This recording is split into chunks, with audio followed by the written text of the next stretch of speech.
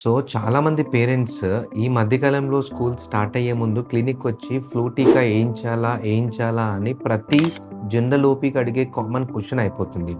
So, so అందరికీ అర్థమయ్యే విధంగా 2 ముక్కల్లో ఎక్కువ మెడికల్ కంటెంట్ యూజ్ చేయకుండా జనరల్‌గా చెప్పేస్తా. 2 కేసెస్ అండి.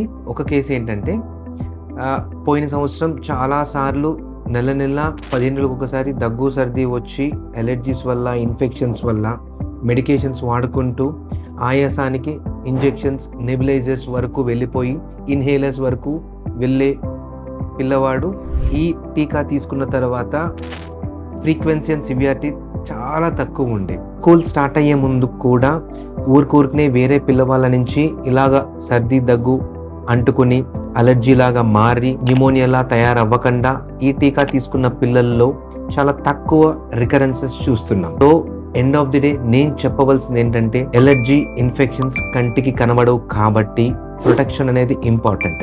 అది ఏ రూపంలో తీసుకోవాలనేది మీరు డిసైడ్ చేసుకోండి. బట్ నా ప్రయత్నం టీకా వేయించడం, మీ పిల్లల్ని కాపాడడం మాత్రమే. ఈ పర్టికులర్ టీకా గురించి మరిన్ని డీటెయిల్స్ కావాలన్నా, దీని గురించి ఇంకా తెలుసుకోవాలన్నా నన్ను కలవడానికి నా అపాయింట్మెంట్ నెంబర్ కింద ఉన్న కామెంట్ లో పెట్టడం జరుగుతుంది. ఇంకా ఏమైనా డౌట్స్ ఉంటే please try to comment us. Hi, నేను మీ doctor Keerthiman Kanchella, consultant paediatrician from family doctors clinic.